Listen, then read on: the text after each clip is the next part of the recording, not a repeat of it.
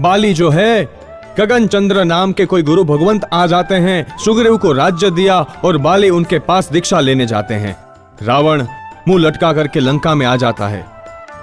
समझ गया रावण कि वाकई में बाली तो बाली है, और बाली यदि होता तो मेरी ये इच्छा पूरी नहीं होती। सुग्रीव वह कोई बाली जैसा बलवान और पराक्रमी तो था नहीं, अतः उसे रावण की आज्ञा में ही रहना ठीक था। सो बाली ने भी सुग्रीव को रावण के अधीन कर दीक्षा ले ली। अब इधर क्या होता है, धीरे धीरे आगे बढ़ते हुए एक बार फिर ये रावण जो है, एक कोई नित्य लोक नाम के नगर में रत्नावली नाम की कोई राजकुमारी की ख्याति सुनी थी, जो बहुत रूपवान और गुणवान थी। तो उससे शादी करना है। उससे शादी करने के लिए रावण निकलता है अपने पूरे परिवार के काफिले को लेकर।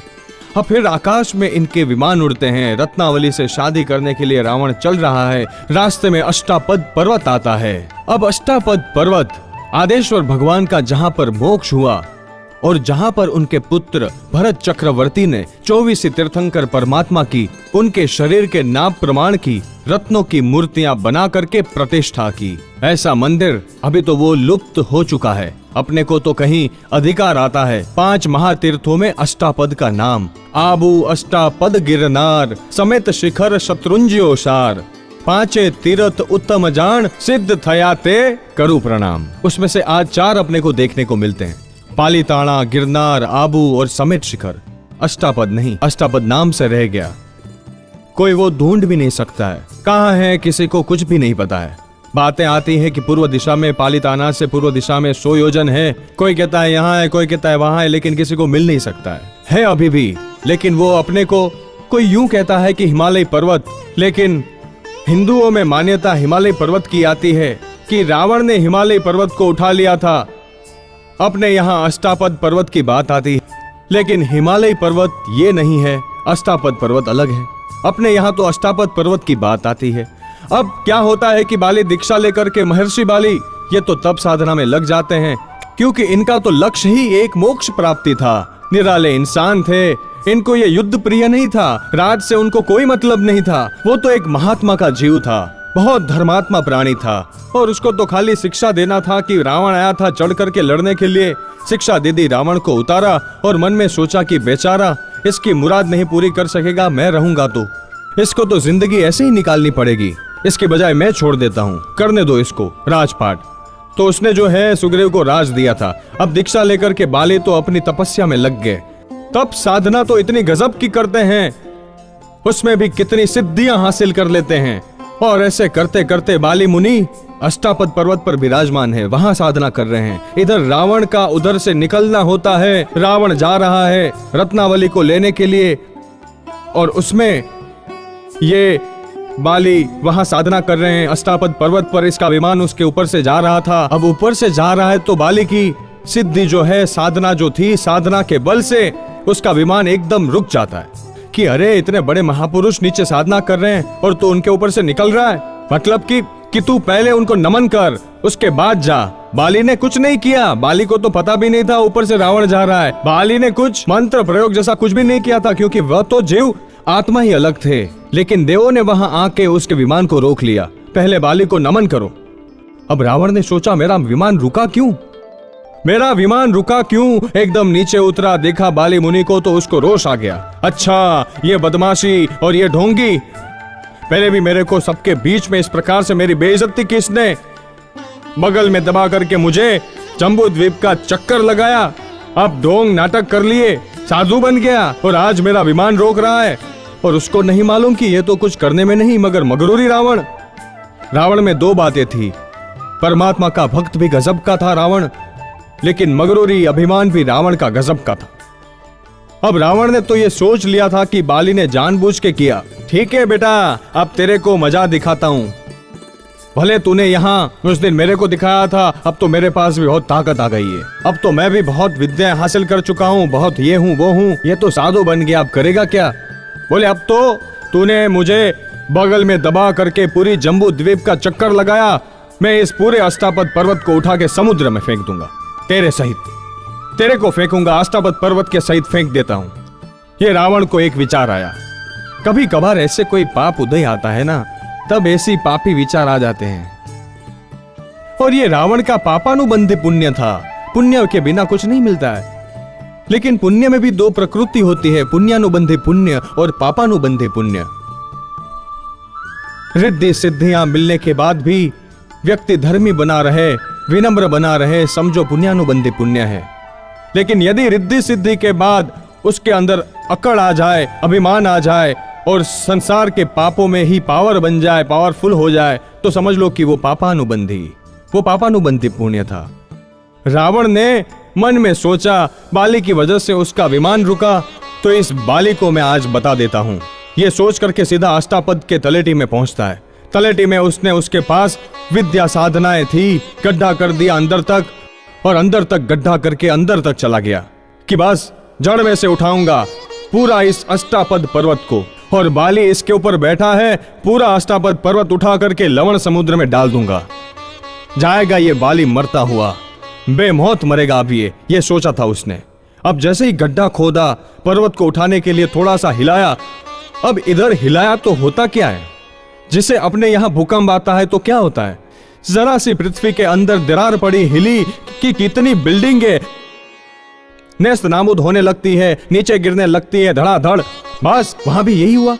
उसने जरा सी उठाई उसको, रावण ने अष्टापद पर्वत को थोड़ा सा हिलाया, उठाया, अपने हाथों पे उठाने के लिए थोड़ा सा उठा था, इतने में ऊपर धड़ाधड़ नाश भाग होने लगी। कितने जंगली पशु वगैरह चित्कार करने लगे, बड़े बड़े वट वृक्ष थे वो गिरने लगे, मंदिर टूटने लगे। बाली का एकदम ध्यान टूटा कि क्या हुआ ये सब। तो बाली ने तो साधना करके बहुत सिद्धियां हासिल कर ली थी। उसने अपने ज्ञान का उपयोग किया कि ये सब क्या हो रहा है।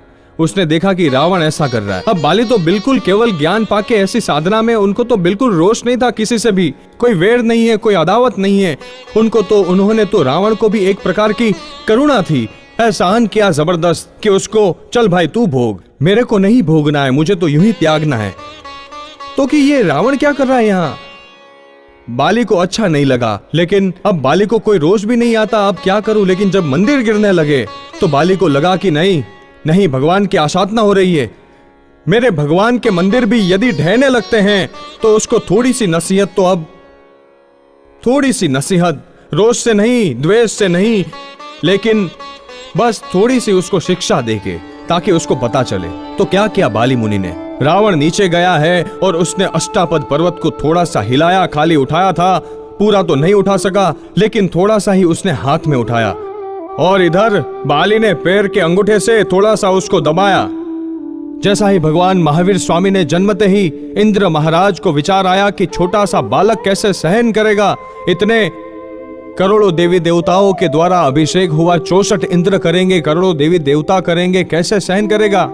तो भगवान ने मेरु पर्वत को हिलाया, बस बाली ने भी अंगूठे से थोड़ा सा दबाया, अष्टापद पर्वत को दबाया।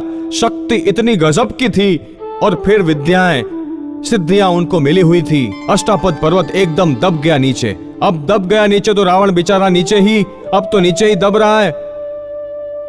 अब वो सोचो, अष्टापद पर्वत कितना विशाल, कितना बड़ा पर्वत, अब उस पर्वत के नीचे रावण आ जाता है तो उसकी तो एकदम मुंह में से खून निकलने लगा, चिल्लाने लगा, रोने लगा जोर से, और उसकी रोने की आवाज तो इतनी फैलती है, चारों तरफ दिशाएं गूंजती है। बाली मुनि तक आवाज गई, अरे बेचारा रो रहा है। ये फिर उन्होंने वापस पैर उठा लिया। वैसे करुणा के भंडार थे बाली मुनि, उन्हें कोई गुस्सा नहीं था, कोई रोष नहीं था, लेकिन उसने जो गलती की उसकी थोड़ी सी शिक्षा कि इसको इतनी मगरूरी है। मैंने तो इसके लिए जरा भी द्वेष नहीं रखा, लेकिन ये आदमी ऐसा समझ रहा है मुझे, और मेरे से करना है तो कर, लेकिन पूरे पर्वत को हिला करके फेंक करके इन भगवान के मंदिरों को क्यों नुकसान कर रहा है। बस ये सोच करके बाली मुनि ने ऐसा किया। यदि उनको खुद को आकर के कुछ करता तो बाली मुनि कभी भी कुछ नहीं करता, लेकिन मंदिर के लिए हुआ। उन्होंने पर्वत को थोड़ा सा दबाया, और दबाते ही रावण की आवाज निकलती है रोने की। इस कदर का रावण रोता है। तब तक नाम था उसका दशानन, लेकिन उस वक्त इतनी जोर से रोया कि चारों तरफ उसकी आवाज फैल गई और उस दिन से रावण का नाम हो गया रावण। यू दशानन में से रावण बने। जिंदगी में पहली बार और आखिरी बार शायद रावण इतनी जोर का रोया होगा। कभी रोने का काम क्या पड़े रावण को? उसको तो सुख ही सुख मिला था, दुख की तो कोई बात ही नहीं थी। और अंत समय में तो राम लक्ष्मण के युद्ध में मौत आ गई, लेकिन रोने की क्या बात थी? उसको पहली बार और अंतिम बार रावण रोता है और रोने से इतनी इस कदर का रोता है, उसका नाम रावण पड़ गया। उसका नाम रावण पड़ गया। फिर वो एकदम उभार आया, उन्होंने पैर हटाया कि वापस वो निकला। बाहर निकल के उसको लगा, अरे अरे मैंने कितनी बड़ी गलती कर दी। ये सब बाली ऋषि का ही है पराक्रम। उन्होंने मुझे सबक दिया है और उन महापुरुष की करुणा अब उसको अपनी गलती महसूस होती है। ऊपर आता है, बाली मुनि के चरणों में पड़ता है, मुझे माफ करो ऋषिवर मुनिवर, हे भगवान मैंने आपकी बहुत आशाधना की है। इतना रोता है, उनके चरणों में गिर गिर कर उनके अपने आंसुओं से उनके पैरों का प्राक्षाल कर देता है। ये उसने फिर महानता की, गलती कर ली, लेकिन गलती का एहसास भी हो गया कि मैंने वाकई में बहुत बड़ी गलती की है और इसी की सजा मुझे भुगतनी पड़ी है। फिर बाली मुनि के पास क्षमा याचना किए। बाली मुनि को तो कुछ था ही नहीं। उन्होंने कहा, भाई मुझे तो तेरे से कुछ नहीं है, ये तू तीर्थ की आशाधना कर रहा था, भगवान के मंदिर, तू भी तो भगवान का ही भक्त है ना, और तूने भगवान के मंदिर को नाहक में मेरे प्रति के रोष को ला करके मैंने तेरा क्या बिगाड़ा है? मैंने तो तेरे साथ कुछ भी नहीं किया है, वो तो सब छोड़ दिया था और मैं यहाँ पे आ चुका था, लेकिन तू ये कर रहा था तो मुझे इतना सा करना पड़ा। लेकिन जैसे ही तेरी रोने की आवाज आई तो मैंने वो भी हटा दिया मेरा पैर और वापस तुझे मुक्त कर दिया। जो बाली चाहते तो रावण को वही दबा के मार डालते, लेकिन नहीं, उन्हें कहा जा, लेकिन वापस आया। तो बाली की ये सारी महानता रावण समझ जाते हैं और उनको वंदन करके फिर वापस अष्टापद पर्वत के ऊपर मंदोदरी और रावण भक्ति करते हैं भगवान की।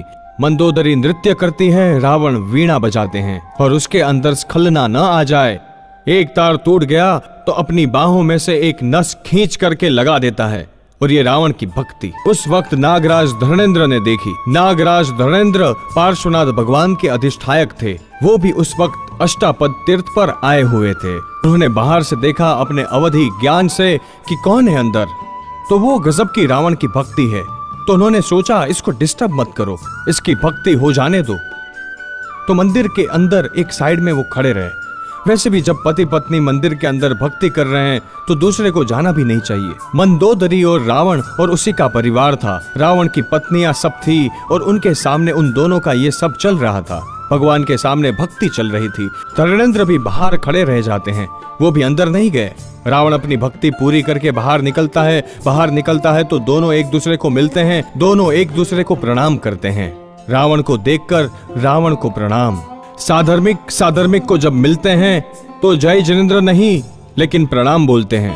फिर ये नहीं कि मेरे से छोटा है तो प्रणाम क्या बोलना, बड़ा भी छोटे को प्रणाम बोल सकता है। छोटा तो बड़े को बोले लेकिन बड़ा भी छोटे को। हम सब साधुओं में भी ये नियम है। हमारे में भी बड़े से बड़े आचार्य भी होंगे तो एक छोटा साधु भी यदि वो उनको मथेड़ वंदामी बोलते हैं तो वो भी उनको मथेड़ वंदामी बोलते हैं, दूसरा कुछ नहीं। साध्वी का पद छोटा होता है लेकिन हम साध्वी जी को भी मथेड़ वंदामी, कारण कि आचार साधु साधु साधु साध्वी एक दूसरे को आपस में ये शिष्टाचार मथेड़ वंदामी बोलते हैं। उसी तरह से आप श्रावकों को, आपसे छोटे भी कोई है उनको भी प्रणाम, वो आपको कहे प्रणाम, आप उनको कहो प्रणाम। साधर्मिक को हमेशा प्रणाम ही कहता है। जय जिनेंद्र भी वो बोलेगा। जय जिनेंद्र तो जैन धर्म को नहीं पाए उनको। अब आप लोग बाजार में घूमते हैं, कई आपके मित्र नॉन जैन होते हैं, वो आपको जय सिया राम, जय श्री कृष्ण वे बोलते हैं तो आप भी उनके साथ जय सिया राम कर लेते हो, राम राम कर लेते हो, श्री कृष्ण बोल देते हो। वो उनके भगवान का नाम आपके सामने ले लेते हैं। आप अपने भगवान की पहचान उनको नहीं करवा सकते हैं। इसलिए बताया है कि हमेशा जो जैन नहीं है उनको जय जिनेंद्र बोलो। उनको भी कानों में अपने जिनेंद्र परमात्मा का नाम जाना चाहिए। जय जिनेंद्र, उनको वो भले जय सियाराम करे, जय श्री कृष्ण बोले, अपन बोलो जय जिनेंद्र। और जब भी अपने श्रावक मिले उनको करो प्रणाम। रावण धर्मेंद्र को, धर्मेंद्र रावण को प्रणाम बोलता है। उस वक्त धर्मेंद्र रावण को बोलते हैं और कहते हैं कि रावण, तेरी भक्ति से मैं बहुत प्रसन्न हूं, मांग क्या चाहिए। लेकिन क्या मांगे? कुछ मांगने के लिए भक्ति की है? रावण ने कह दिया, धर्मेंद्र, यहां तू भी लेने को आया है और मैं भी लेने को। लेना होगा तो इस दादा से लेंगे, तेरे से क्या। आप क्या दोगे मुझे? मुझे तो कुछ नहीं चाहिए। मैंने तो मेरी आत्मा के कल्याण के लिए भक्ति की है, मैंने भगवान की। मुझे तो मेरी भक्ति का फल यदि आपको देना है तो मेरी पूरी भक्ति का फल दे सकते हो तो दो। धर्मेंद्र ने कह दिया कि तेरी भक्ति का फल मैं क्या दूं? मेरा पूरा देवलोक का सुख रिद्धि सिद्धि दूं तो भी पूरा नहीं हो। मैं तो थोड़ा कुछ दे सकता हूं। बोला, मुझे कुछ नहीं चाहिए। फिर भी अमोघ विजया नाम की विद्या और एक बहुरूपिणी तो विद्या रावण को दे के जाते हैं। अमोघ विद्या मतलब एक ऐसी विद्या कि कोई ऐसा भी उपसर्ग कर दे, सबका हरण, कोई किसी भी प्रकार का रोग वगैरह छोड़ दे या उसके ऊपर शस्त्र फेंके तो उसका भी, और बहुरूपिणी में कई प्रकार के रूप बना ले, ऐसी 2 विद्या रावण को दे के जाता है धर्मेंद्र। अब रावण वहां से फिर नित्यालोक नगर जाते हैं और रत्नावली से शादी करके वापस अपनी नगरी लंका के अंदर आते हैं। पुष्पक विमान में बैठ करके रावण वापस आए। इधर इसके बाद अब क्या होता है कि रावण यहां से आने के बाद वापस एक दिन विश्व विजय के लिए जाने की तैयारी करते हैं। विश्व विजय का लक्ष्य है। चंद्रहास तलवार एवं पुष्पक विमान मिला और भुवनालंकार हाथी भी मिल गया। 1000 विद्याएं साध ली और उसके बाद में धर्मेंद्र ने इनको अमोघ विद्या और बहुरूपिणी ये 2 विद्याएं दे दी। अब क्या बचा रावण को पाने में? अब तो वो क्यों नहीं विश्व विजय के लिए निकलेगा। तो रावण विश्व विजय के लिए निकल गया और वहां से निकलते ही रास्ते में रेवा नदी आती है। रेवा नदी के किनारे पर रावण को तो वैसे ही भगवान की भक्ति करने का मौका मिले कि रावण छोड़े नहीं। ये एक रावण की खासियत थी। रावण बिल्कुल नहीं चुके उसको। परमात्मा की भक्ति कर लो तो उन्होंने वहां फिर अपने पूरे रसाले के साथ, काफिले के साथ फिर भक्ति करने लग जाते हैं। अब उस वक्त होता क्या है, महेशमती नाम की एक नगरी थी और उस नगरी में सहस्त्रकिरण नाम का राजा था।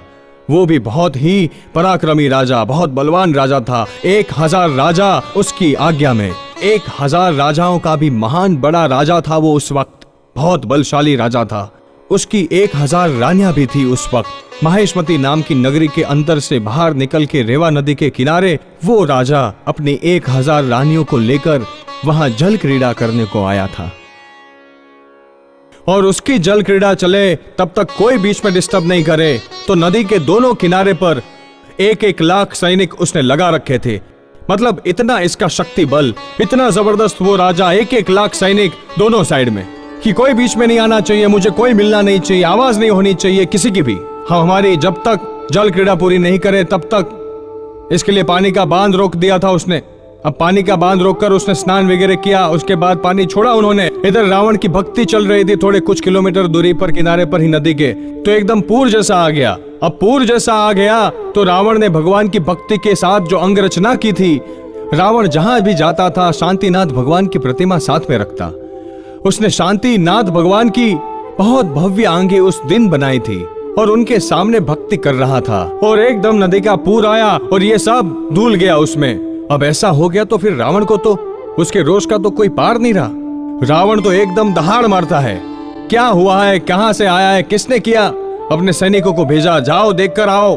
अब वो सब जाकर के आते हैं। बोले, महाराज कोई राजा यहाँ पर अपनी रानियों के साथ स्नान कर रहा है और उसी की वजह से उसने पानी का बांध बना लिया था, रोक लिया था जल क्रीड़ा के लिए, और अब छोड़ा उस पानी को तो ये सब एक साथ आ गया पूर यहाँ। तो कि जाओ अभी हाल उस राजा को बांध करके लाओ मेरे पास, क्योंकि रावण को गुस्सा इसलिए आया कि मेरे भगवान की अंगरचना बिगाड़ दी और स्नान के गंदे पानी से मेरे भगवान की आशातना कर दी। इसने कौन है ये, इतना ऐसा राजा कौन है, इतना निकृष्ट, किसने ऐसा किया है, लाओ उसको पकड़ के। अब ये सारा काफिला जाता है रावण का। लेकिन सहस्त्रकिरण भी गजब का राजा था, बहुत बलवान था। उसके साथ युद्ध करने के लिए लाखों सैनिक रावण के वहां चले गए, लेकिन कुछ नहीं कर सके। सब भागते भागते घबरा करके, अरे हम तो नहीं टिक सकते उसके सामने, वो तो बाण पे बाण छोड़कर अपने सैनिकों को मारे जा रहा है। तो जो थोड़े बहुत भाग के आए, रावण बोलता है आखिर कौन है, मुझे देखना पड़ेगा। फिर रावण जाता है। रावण और सहस्त्रकिरण का युद्ध होता है। अब इन दोनों के युद्ध चल रहे हैं, लेकिन इस युद्ध में भी रावण को लगा अरे बाली याद आ गया मुझे। एक तो वो बाली मिला, अब ये कौन वापिस आ गया।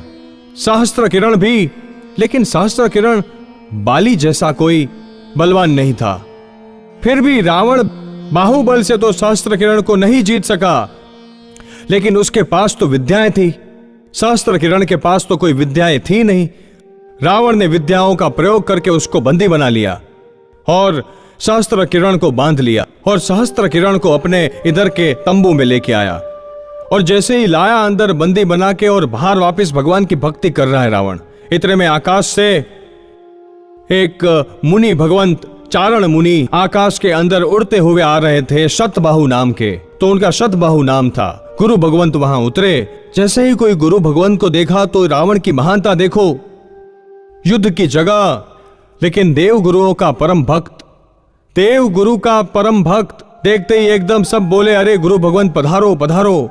बिठाया नीचे ऊंचे आसन के ऊपर उनको वंदन किए और गुरुदेव कुछ हित शिक्षा दीजिए, और आप कहां से पधारे हो और आपका आने का प्रयोजन क्या है।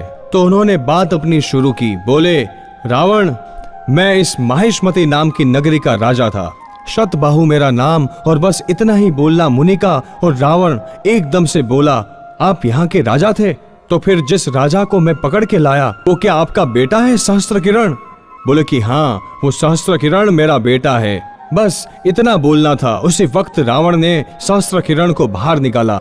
वैसे भी रावण को धर्मी एवं धर्मी जीव के प्रति मान भी बहुत ज्यादा था, और रावण ने उसको बंदी भले बनाया, लेकिन कह भी दिया कि भाई तू गजब का पराक्रमी है, तेरा बल तो मेरे से भी ज्यादा है। ये तो विद्याओं से मैंने तेरे को जीत लिया है, बाकी बाहुबल से मैं तुझे नहीं जीत सकता हूँ।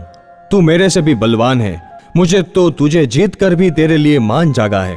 और इतने में वो गुरु भगवंत, उन्होंने जो परिचय दिया तो ये तो उनका परम भक्त, अरे भगवान आपका पुत्र है ये सहस्त्र किरण, उसी वक्त बंधन छोड़ रहा है और उनकी क्षमा याचना करता है और कहता है कि आज से ये मेरा भाई, हम 3 भाई है, तू मेरा चौथा भाई है। सहस्त्र किरण से कहता है रावण कि अपन 4 भाई बन करके ये गुरु भगवंत मेरे पिता तुल्य और तू इनका पुत्र, तू ऐसा काम कर ही नहीं सकता है, ये तो जरूर तेरी अज्ञानतावश हुआ है। और सहस्त्र किरण की गलती भी नहीं थी, वो तो वहां स्नान कर रहा था, उसको पता भी नहीं था कि रावण प्रभु की भक्ति कर रहा है, नहीं तो वो ऐसा करता भी नहीं, वो तो धर्मिष्ठ राजा था।